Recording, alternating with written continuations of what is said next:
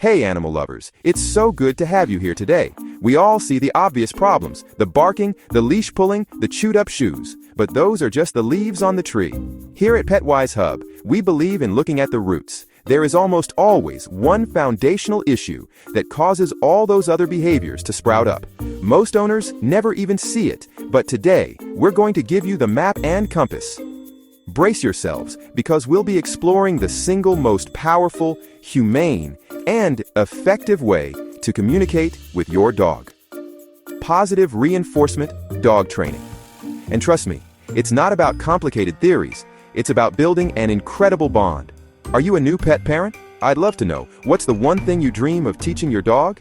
Drop it in the comments below. Who knows, another dog parent watching this might give you some good tips to help you out. Let's all together build a reliable PetWise community. Okay, let's jump right into our main topic. What exactly is positive reinforcement? It sounds fancy, but the idea is so simple, a 5-year-old could get it. It means you reward the behavior you want to see. That's it. When your dog does something awesome, like sitting when you ask, you give them something they love, like a tasty treat, a fun toy, or a ton of happy praise. Think of it like this. Your dog's brain has a big, shiny yes button. Every time you reward a good choice, you're pushing that button. And the more you push it, the more your dog thinks, hey, doing that thing gets me good stuff. I should do that thing more often. This science-based method works with your dog's natural desire to learn and please. It's a complete game changer from old-school methods that focused on correcting bad behavior. Instead of saying no, we're creating tons of opportunities to say yes. And honestly, isn't life better when you focus more on the positive things? So, what do you need to become a positive reinforcement pro? Not much. Your toolkit is simple. First, some high-value treats. I'm not talking about their regular kibble. I'm talking about the good stuff. Tiny pieces of chicken, cheese, or special training treats that make their eyes go wide. Remember, the yummier the reward, the more motivated they'll be. Another great thing is your happy, encouraging voice. Your dog loves you, and your praise is a powerful reward all on its own. Some people like to use a clicker, which is a little tool that makes a click sound. The click acts as a marker. It precisely marks the exact moment your dog does the right thing, and it's always followed by a treat. If you don't have a clicker, no worries. A simple, sharp word, like yes, works just as well. The key is to say yes, the instant their furry little butt hits the floor when you ask for a sit. Now for the fun part.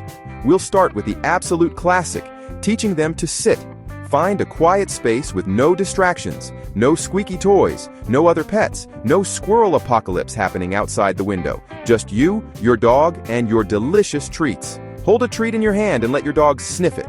Don't let them have it yet. You're a treat wizard, and you are in control. Now, slowly move the treat from their nose up over their head, towards their tail. As their nose goes up to follow the treat, their bottom will naturally go down. The very second their rear end touches the floor, say yes in an excited voice and give them the treat. Boom! You just taught the beginning of a sit. Do this a few times. Lure them with the treat. And as soon as they sit, mark it with yes, and reward them. After a few successful tries, you can add the word sit right as you start the luring motion. Soon, your dog will connect the word with the action. This is that magical light bulb moment, and seeing it happen is one of the most rewarding parts of being a dog parent. Keep your training sessions super short and fun, like 5 minutes max. Think of it as a fun little commercial break in their day, not a long, boring lecture. Always end on a good note with a successful sit and lots of praise. Okay, so your dog is now a sitting champion. Let's level up to one of the trickier but incredibly useful commands. Stay. This one is all about teaching self-control, and we do it in baby steps. First, ask your dog to sit. Once they're sitting, say, stay in a calm, clear voice. Hold up your hand, like a gentle stop sign.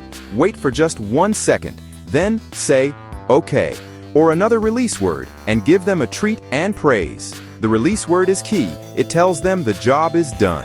You're teaching them that good things happen when they wait patiently. Once they can stay for 1 second, try for 2, then 3, You're building up the duration. Remember, every tiny bit of progress is a huge win. If they get up, don't worry. Don't scold them. Just calmly ask them to sit again and try for a shorter time. You're a team, and sometimes you have to go back a step to move forward. After they master duration, you can work on distance. Take one tiny step back, then immediately step forward and reward them for staying. Then try 2 steps. It feels silly at first, but this slow, steady process builds a rock-solid stay. Finally, you can add distractions, like rolling a ball slowly or having another person walk by at a distance. This is the expert level. Now, for our final and possibly most important command, come, or the recall. A reliable recall isn't just a trick, it's a lifesaver. The #1 rule of teaching, come, is that it must always be a party. When your dog comes to you, it should be the best thing that has happened to them all day. Use your happiest, most excited voice. Say their name, then come, in a high-pitched, fun tone. When they start running to you, praise them the whole way, calling them a good boy or the word yes. And when they get to you, throw a treat party. Give them multiple treats, lots of pets, and tell them they're the smartest dog in the world. Never call your dog to you to do something they don't like, such as a bath or a nail trim. And never scold them for taking too long to come. If you do, they'll think, last time I went to my human and the fun stopped. You want them to think that coming to you is like winning the lottery every single time. So, we've talked about how to get your dog to come back.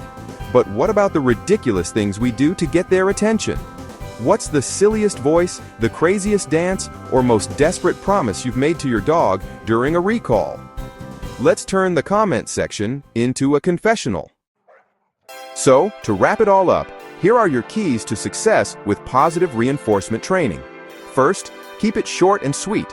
A few 5-minute sessions a day are way more effective than one frustrating hour-long session. Second, be patient and positive. Your dog is learning a new language. There will be good days and not so good days. That's okay. Your calm, happy energy is the most important tool you have. And last, manage the environment. Start in a quiet place and slowly add distractions as your dog gets more confident. The most important thing is to remember that you're not just training a dog.